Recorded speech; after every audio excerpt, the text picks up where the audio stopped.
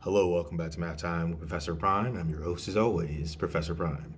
So, 25 years of Star Wars. 25 years.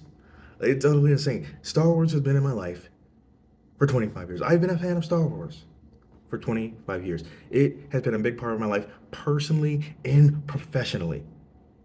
And that's wild to me, right? Because, I've seen a lot of movies, read a lot of books, watched a lot of shows, played a lot of games. Various Star Wars merchandise over the years. I'm a huge fan. And if you've been a fan of my content, you know that I wield lightsabers and I talk about Star Wars from time to time. And by time to time, I mean like fairly often enough. So it's been a journey. It's been great. And I want to go into more detail about that. And you can assume all the spoilers for all the things that are Star Wars, right? I actually try to be good about that, but I don't want to, hold myself back. So you're free to assume spoilers ahead for again all things Star Wars. But okay, so I'm going to talk about my experiences with Star Wars growing up and how it's been a part of my life in various stages of it and how much it means to me. And as we go along, I'll be talking about the movies and I'll probably give a mini review of those and my experiences with them. So, yeah, let's get into it proper. So, when I first encountered Star Wars, it was when I was 10. I came across A New Hope on TV. Later on, The Empire Strikes Back and Return of the Jedi, all within that same year. And they used to show them multiple times, so I would see the movies multiple times, or I would come in at different parts. So there was a lot of Star Wars in my life around that time. I even got a lightsaber for Christmas. It was green. It was awesome. Um, and then here's the thing, timing, right? Just timing is an interesting thing. So I started watching Star Wars when I was 10. And not long after that, about a year later or so, episode one comes out.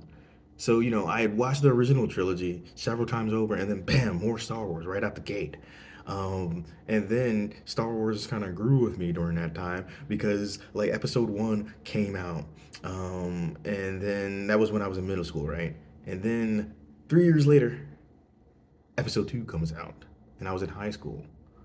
And then episode three comes out. And technically speaking, yes, I was still in high school, but my classes were done at that point and I was on my way to college. So it was close to when I started college that episode three came out.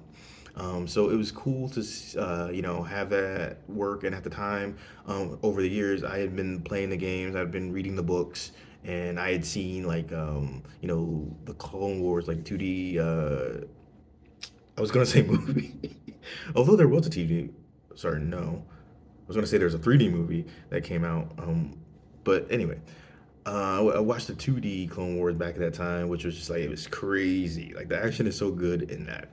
In any case, so it grew up with me, and then like after those years, right?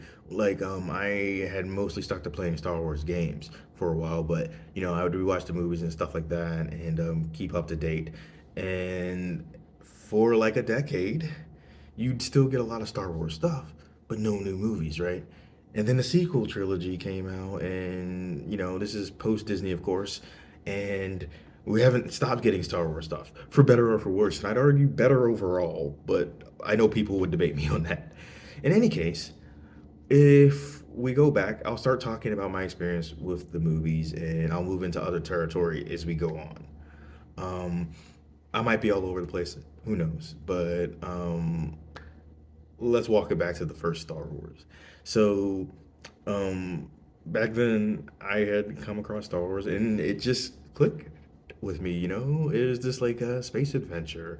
And, there were like, there were space battles, lightsaber fights, and it was cool to see the journey, and it connected with me. And I remember back when I was 10, I would get into the laundry basket and I was like fly around like I was flying a TIE fighter. I had fun. And that first year that I saw it, I got like a green lightsaber for Christmas, and it was dope. It was awesome. Um, it was the toy kind, so it wasn't like the lightsabers that I would get like later on. But it was cool.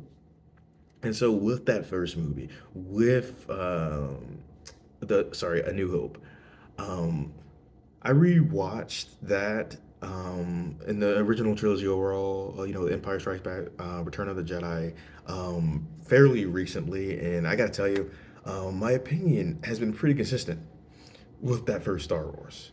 Um, it was a game changer. It was a game changer for a reason. There's so many people that had to like come together to make that work, and it does. It's relatively really well paced. It knows its mission. Everything was done really well. Whether we're talking about the acting and or the editing or even the writing, which isn't always the case for some Star Wars products, but is a really balanced movie. It did really well for a reason. People remember it fondly for a reason. And that's something that, like, even in my adult life, as a 35-year-old, I can say, hey, this is just as good when I saw it, if not better. Um, so that was my first experience with Star Wars. It was with Star Wars. And then I did get to see The Empire Strikes Back, which, if you didn't know, is not only my favorite Star Wars movie, but my favorite movie of all time. It's like, hey, Star Wars was awesome, and we gotta make this more awesome. And I made a video on the original Star Wars, and I made a video on Empire Strikes Back, and it's a longer story. And if you want to check out those videos, please do. But I do mention that there was a lot writing on it being really good. And so it's cool to see it come together. And if the first Star Wars got my interest, caught my attention, then Empire maintained it. It made that more of a cemented thing. Um, it is just it's my favorite movie. It is just so ridiculously good. And I mean if you've seen it, you know. Um, but yeah, so it's my favorite movie of all time. And when I rewatched that recently, it's like, yes, yes. It is like Star Wars, but more awesome. Everything is taken up another notch. There's like higher stakes. Well, you can make an argument that maybe not higher in the stakes part because like a lot goes down in that first Star Wars, but it feels like higher stakes, right? Um, and it doesn't end on a nice note. And there are some movies where yes, they have that too, but like they didn't do it as well. And I just like that you do get to see Luke grow, right? From A New Hope to Empire, and even with that growth, you know that when it's time to fight Vader, you know that he is not going to be a match at all, and he isn't. It is a crazy, crazy fight, and it is one of my favorites. And so here's the thing. Here's the thing. When I was 10, I did not have the context that I have with Star Wars now. It is not a secret that Vader is Luke's father. But back then, I had no idea. It was my first experience with Empire. And, well, it's like, what? And it is the kind of thing that if you're watching that first Star Wars, there's no way that they knew that Vader was going to be Luke's father. It wasn't a thing. And while sometimes those plot twists typically annoy me, like here I liked it. It was done well, and it adds context later on. In any case, it was a good movie through and through. My favorite movie of all time, and certainly my favorite Star Wars movie. And it's just like rewatching it was great, as was rewatching A New Hope. So yeah, it's a great movie that holds up just through and through. It's like, hey, let's take Star Wars and make it even better. And there again, there's so many people involved in that made it go well. And so it's just, oh my God, Empire Strikes Back. It's the best. So, and like I said, in that same year, I watched Return of the Jedi, completing my original trilogy journey. And back then, that was pretty much all there was, right?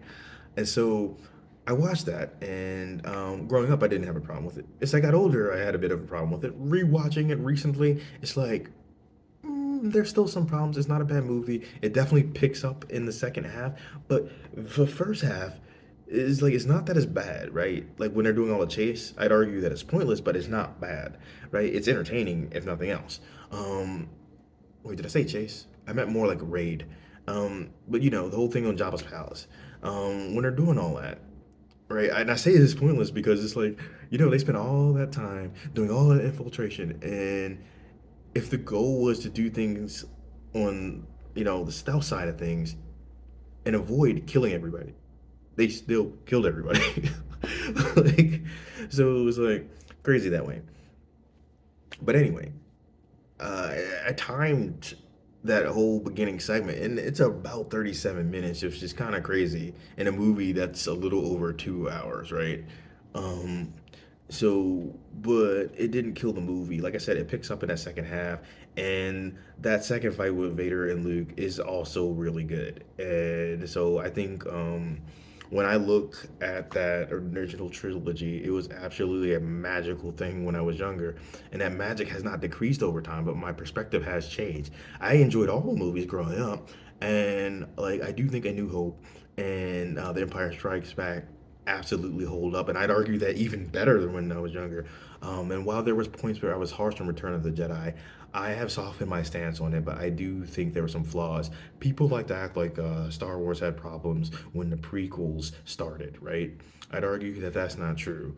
I'd argue that some of the problems became more present when we get to Return of the Jedi, for various reasons. But you can't even blame issues with Star Wars starting there because there was a Star Wars holiday special, and that predated Return of the Jedi. And I forget the exact year, but pretty sure it predates Empire Strikes Back because I was pretty sure it's 70s for that. Um, but my point is, it's just like so. It's not perfect, but it's still good. It still works. It's still Star Wars. I'm not a fan of Ewoks though. Like I'm not. They're not for me. But there's some people who like them though. But anyway, the original trilogy still largely holds up. And like I said, I went from that to just immediately going into the prequels. And for the record, when I was going through said prequels, I had no problems with them growing up. I've had some problems with them since. It's hard to rewatch episode one and episode two. Episode three, I will freaking defend. But the first two are hard to watch. But like I said, I didn't have a problem with them growing up, and I can still acknowledge what they did. So anyway, right, I was in middle school and I, watched The Phantom Menace. I didn't get why they were telling us a Vader story, but I was here for it. And it was fun back then. It was an adventure. There were definitely some issues with it that again make it harder to rewatch as an adult.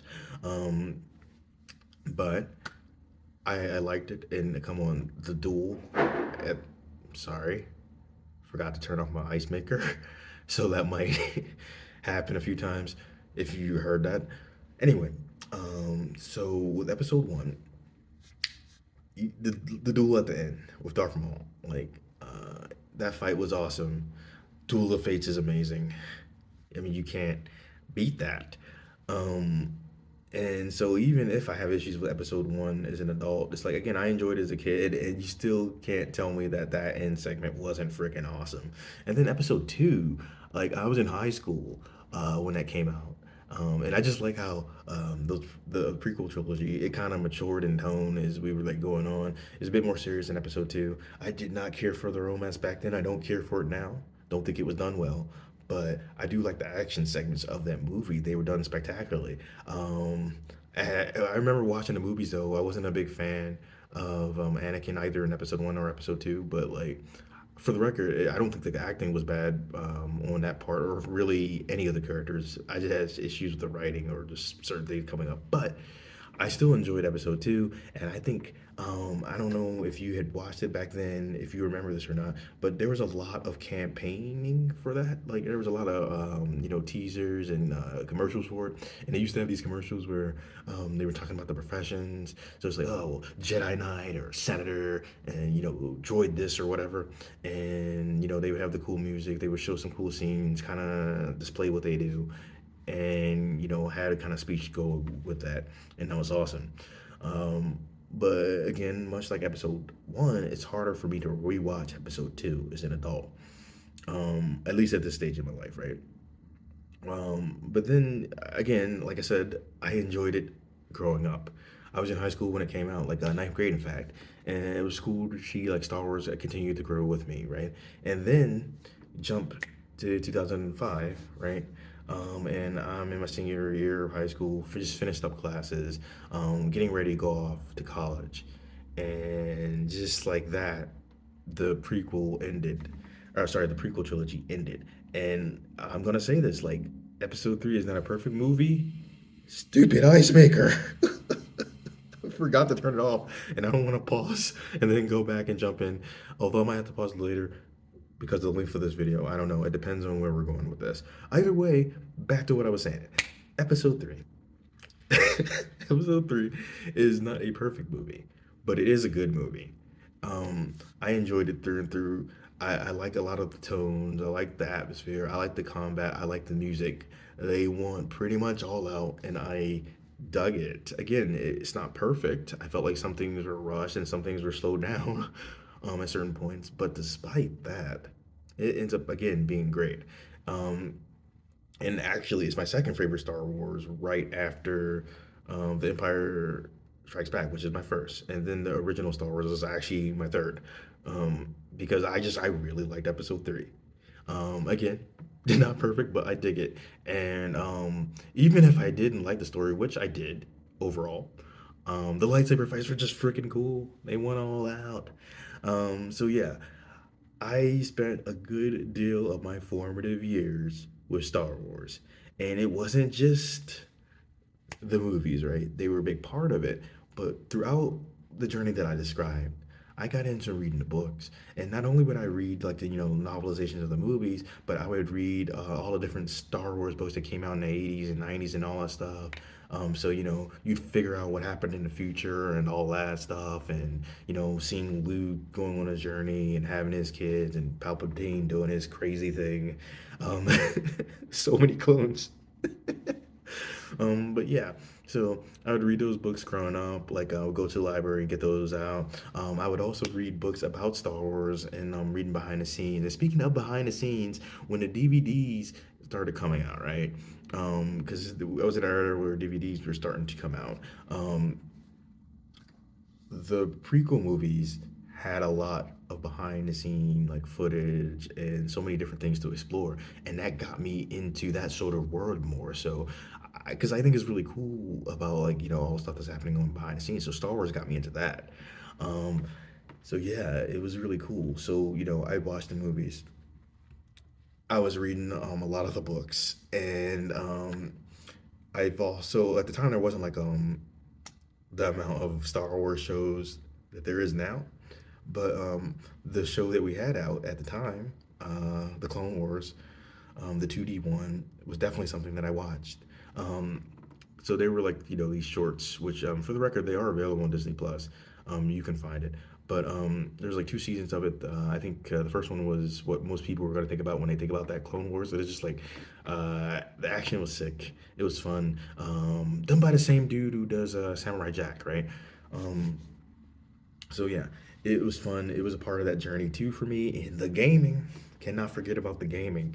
So with the games, they've been a big part of my Star Wars journey too. So I'm going to talk about those for a bit. Some of the ones that I played growing up, but I'll eventually get to some of the ones like later, because there's so much to explore.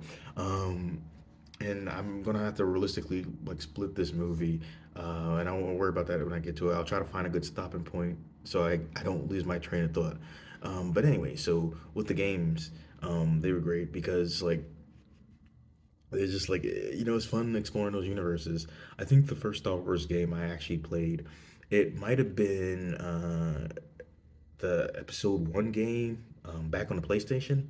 Um, so I think that was it, and it was pretty fun overall. It was like weird in some spots. I'm pretty sure there was some pod racing game involved at some point that I played it. It's hard to remember, but yeah, I'm pretty sure like the episode one game overall was the first Star Wars game I played. Um, and there's several other ones that have come up over the years, right? I think sorry. So I was trying to think, was there any other ones I played on PlayStation 1? I don't know. But I can tell you, like, one of the cool things, when I did, sorry, one of the cool things was, like, with episode 3, um, oh, God, I'm losing my train of thoughts. So, I'm going to talk about the episode 3 game, but before that, one of the coolest experiences that I had with Star Wars and gaming was, so there's, Star Wars trilogy, right? It's an arcade game, and it's like it lets you play through different levels of the original trilogy, and you're like piloting vehicles and taking on opponents and stuff like that. And it is just a blast. It's really cool. And if you think my future doesn't involve having that game again in my life, or just doesn't involve arcades again at some point or another, because they pop up from time to time, then you are mistaken. But back to the game, it was a good time. I remember I came across that in an arcade, and it was just like the coolest thing, and that stuck with me. And back to episode 3 of the game, that game is really good. And I think even like it's good for a movie game, but just like good in general. Uh, Visually, not the best, and that was kind of jarring, but it didn't really matter. The gameplay was key. It was fun. It put you in the seat of just playing back and forth between Obi Wan and Anakin throughout the story of Episode 3, and they added some details. Like there's a whole part, like I think like in the library, which is cool because you have like I think Jocasta New, is that her name? Like the librarian, like she's doing her thing in there, and there's some stuff with the library. It's cool, but the game overall it is great. It had alternate endings. But you know what else is great? So not only did this game have, you know, its own like 3D action adventure hack and slash sort of deal going on, but with lightsabers, it also had a fighting mode, which was like this is a fighting game in and of itself. It's a game inside of a game, and it was a beautiful thing. It was like pretty nice, pretty fleshed out. You had different characters. You had Anakin Obi Wan, sure, but you also had Obi Wan from Episode 4, as well as Vader. You had Yoda. You had different characters across the board. Like you even had like Grievous. Um, it was crazy, and again, it was nice. Different type of mode within that game, and it's just like freaking cool. And I feel like not enough people have played that game. Um, but so yeah, like after Episode 3 came out, even though Knights of the Old Republic was a game that already came out back then, I didn't get it until later because I didn't have an Xbox back when it came out. But I would later get Knights of the Old Republic while I was in college, and later Knights of the Old Republic 2. And with those two games in episode 3, I have made videos on those because those all were games that stuck with me. Um, but yeah, so when it comes to Knights of the Old Republic, just oh my God, that game.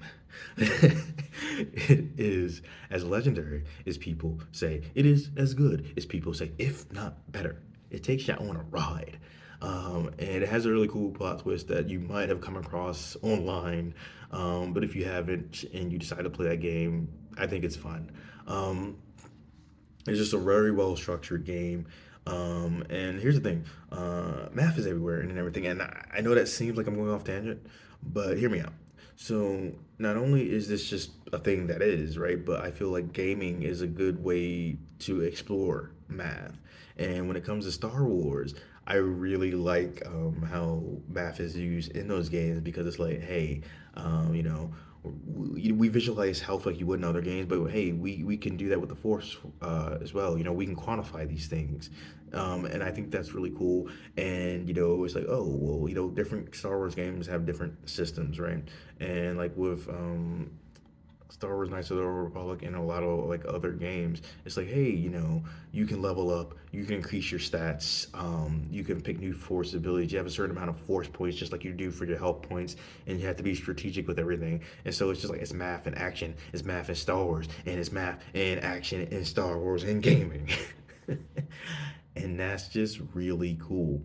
And it was an excellent game, and Knights of the Old Republic 2 was a solid follow up. For context, BioWare made the first Knights of the Old Republic. Obsidian made the second, and I think Obsidian did a good job of capturing what made that first one special. I think there are some things in the story that they could have worked on to make it more of its own thing. Um, but I still liked it, and I think they added a lot to a system that already worked. And if you like a lot of tabletop games, a lot of Star Wars Knights of the Old Republic's combat systems are informed by things like that, like think Dungeons and Dragons, like the D20 system, things like that. Like that impacts the game, and so that's pretty cool. So what I'm going to do is I'm going to switch to the other video. I'm going to turn off my ice maker so I don't have to hear that. And we're going to continue on this journey. And I don't think this video will be as long as my 30 years of gaming one, because that was like an hour and a half, and that was my longest video. But I think it's still going to be pretty sizable because we haven't even gotten to the sequels yet, right? Um, so yeah, we're going to get there. I'll be right back. Hello and welcome back. To you, it was but a second, but for me, it was minutes. Time stuff. Videos. But back to Star Wars. So, I was at this point, right? I've been talking about Star Wars and gaming, and how, my journey with some of those games over the years. Because there's been several, but like some of the ones I mentioned were pretty noteworthy to me. Um, and I haven't made a video on it yet, but there was The Force Unleashed. I don't know how I felt about the story for that game. It was okay, but I really liked the gameplay. It was pretty solid. Um, I really did like that, and around that time, weirdly enough, we had Star Wars characters in Soul Calibur. So I think that was this is for the Force Soul Calibur. So if you were playing Soul Calibur 4 on PS3, you had oh my God, Star Killer. I couldn't remember his name for a second. You had Star Killer is Darth Vader's secret apprentice. You know, you could tell I felt some way about that, but so you play as him in that PlayStation 3 version, and for the Xbox version, like the Xbox 360 version, you had Yoda. In any case, um, no, that happened. But anyway, like the Force Unleashed was a pretty solid game. I like that. I never got around to the Force Unleashed 2. I hear mixed things about it, but like the first one left a pretty positive impression on me. So yeah, when we take a step back though, and looking at the journey, right? So at this point, I've been talking about like what's been happening. Um, sorry, from my introduction to Star Wars when I was in elementary school, um, through college, and it's just like so. And when I was still in college, at that point, the new trilogy had ended, but there were still different things coming out with Star Wars, whether shows or games. And so I had seen some of the 3D Clone Wars show, and definitely a lot more clips later on. And here's the thing. I had seen that, and I at that point had a lot of Star Wars in my experience, and so it's still like, hey, yeah, this is cool. Um, but what's really cool, cooler than me seeing that, is that there's a lot of people who grew up on that. That got them into Star Wars. Like we were all getting into Star Wars at different times.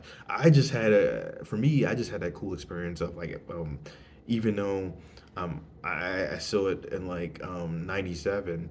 I had that introduction to that first Star Wars, and then just like the prequels came out like right after that, and I grew up through those. But there's some people who started with the Clone Wars, and then they got to see that bigger picture, and that's pretty cool.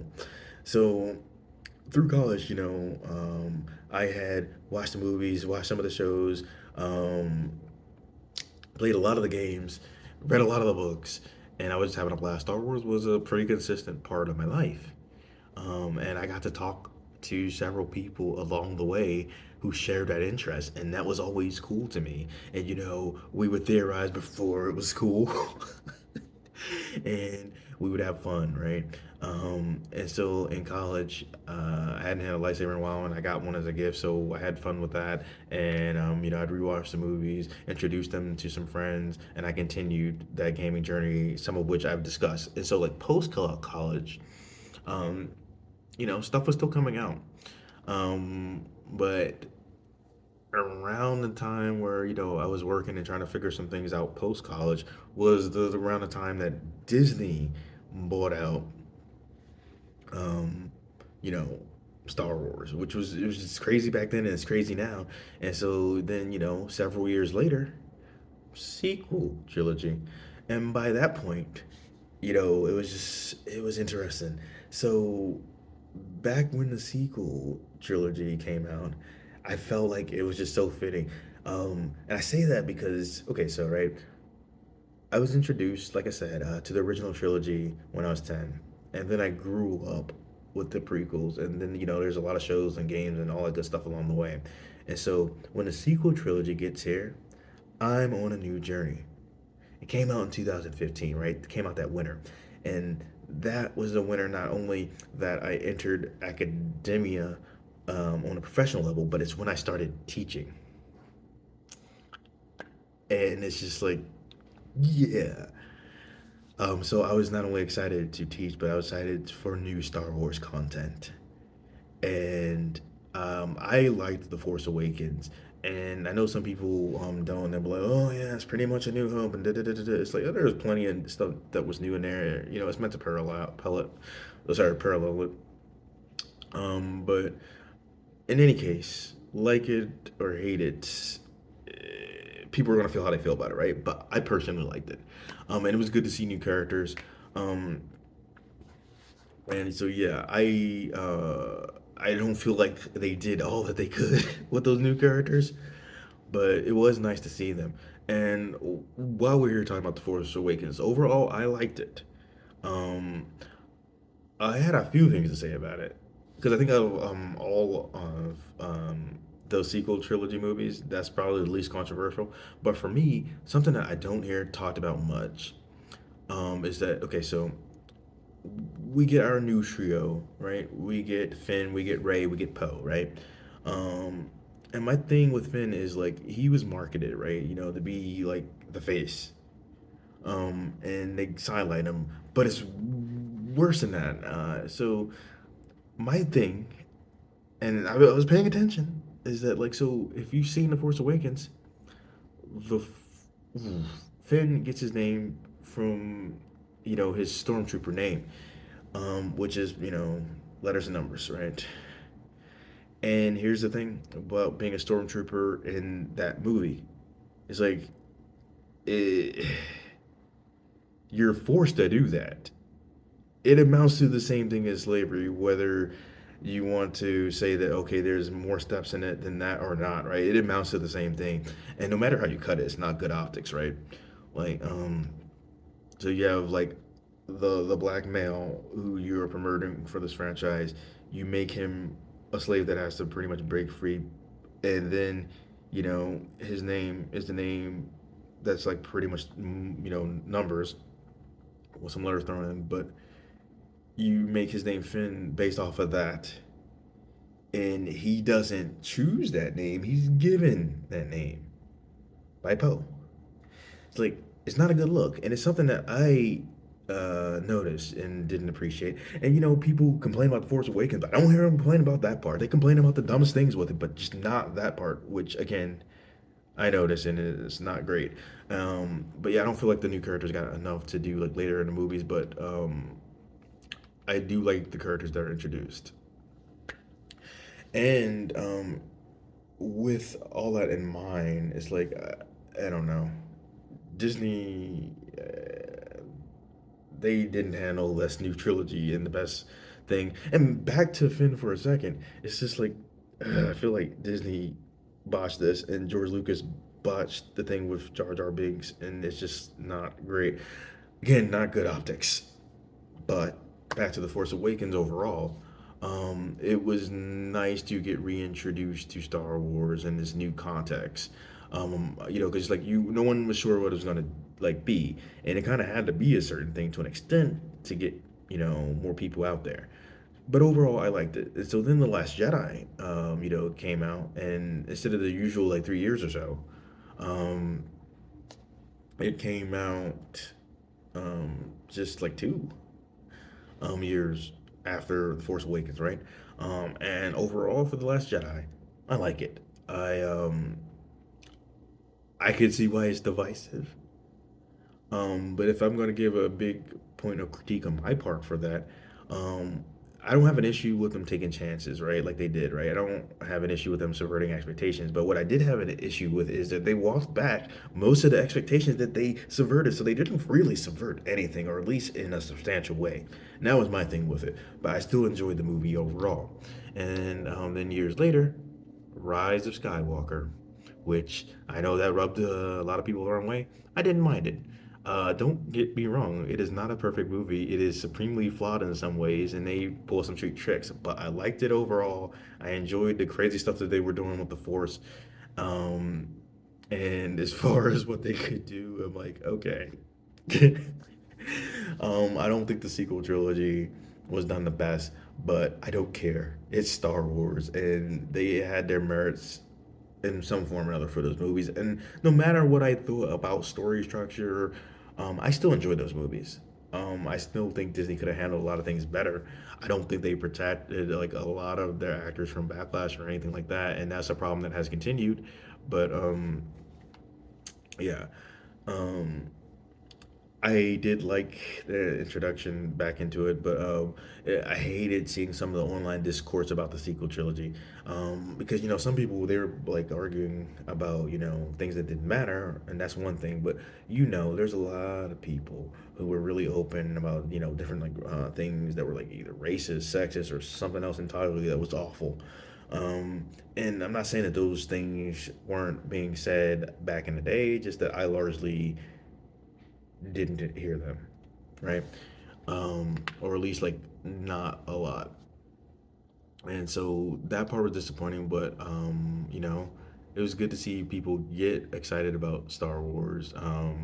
And I was certainly again like I like the movies overall. So yeah, Star Wars has been an interesting thing in recent years for me because one, we have a lot of Star Wars content, right? So not only did we have the sequel trilogy, but we have a bunch of shows that have come out since then. Some of which I have seen, some of which I haven't, some of which I liked, and some of which I didn't. But it's Star Wars. It's not gonna hit everything for me all the time, but someone's gonna like it, and I'm just glad that it's still getting made. But with that in mind, it's not just the stuff that's been coming out. Like I said, Star Wars has been a big part of my life, and it's something that's not only been a big part of my life personally, but professionally. Like, I've definitely talked about Star Wars more than once while teaching, and one of the cool things is like I was visiting a friend. At one point is that friend was going to leave, and like she had gotten like a lightsaber. She's like, I'm not gonna need this where I'm going. She's like, you should have it. I'm like, yes, I will use it well, thank you. And I decided that I would start bringing that to class, keeping people on their toes. And it was fun to do that and to talk Star Wars and talk math. And as I've done my channel, not only have I made several videos on Star Wars, whether it be the movies, the games, etc., but I also do a lot of lightsaber videos. Because like when the pandemic started, I was home a lot. I had my lightsabers, and at that point, I upgraded them, started collecting them more. Um, Back when I could afford to do so, they are not cheap, so I have to be careful about that. Um, but yeah, so I started. I've always done it on some level, but I started getting more serious about that during the pandemic, and I've been doing my channel since the beginning of 2020. And as the year went on, I started filming and posting, and people reacted to that largely positive, or largely positively, which is cool. And so when I do my math and Star Wars videos, that's a little bit more obvious that hey, I'm going to be talking about some math and Star Wars stuff. But with the lightsaber videos, some people they just enjoy them for what they are, right? Some people they'll ask like, well, what does it have to do with math? Some people will be trying to troll me about that. Some people will legitimately ask. And my thing is like, if you've been around for a bit on this channel, you know that everything deals with math. And when people ask that about the lightsabers, I get to tell them it's like, huh, it's a trap. I had to say it. But yeah, I get to talk to people about like, hey, yeah, there's actually a lot of math in this, and that's cool. And so as I go on my like journey, my lightsabers have been a part of it. My passion for Star Wars has been a part of it. And again, not everything has been perfect with Star Wars, not even a little. There's plenty about it that I don't like. But there's a lot more that I do. And again, it's so big, so massive that they're going to be making stuff that isn't going to appeal to everyone all the time, even if you're a big fan. And that's okay. So yeah, 25 years of Star Wars, and I've gotten to explore it in different forms of media. Um, and I've gotten to have it be a part of my teaching. I've gotten to have it be a part of this channel, and it is just always great to talk to people about their Star Wars journey. Because everyone has a different one. Everyone's coming to it at a different time. There are some people who've been around and they've seen it from the jump, and they've gone on that journey. There's some people who came to it when I did. There's some people who are coming to it now, or some people that grew up with different parts of Star Wars. And so it's really cool because whether you start at the beginning or you start with some other piece of media for it, you're probably going to expand into other areas. And not everyone likes Star Wars, but a lot of people do. And it is so fun to connect with people about a franchise that I am deeply like passionate about, and unabashedly so, might I add. And it's just like it's great.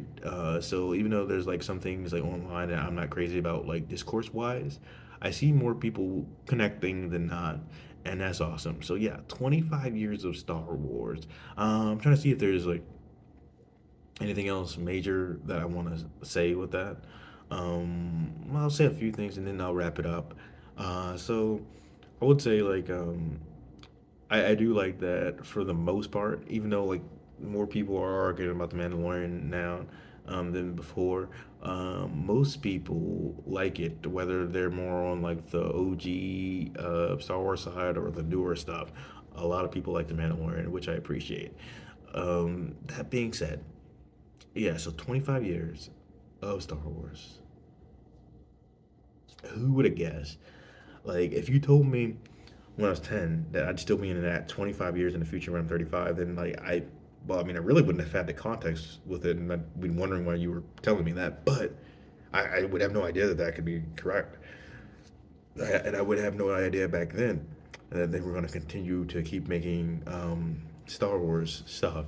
And I absolutely didn't see the thing with Disney coming, right? Which was like it was crazy because when I saw the day I purchased Star Wars, I'm like, oh my God, because it was like several years before they purchased Star Wars, they purchased Marvel. And it's just like, okay, I see ya.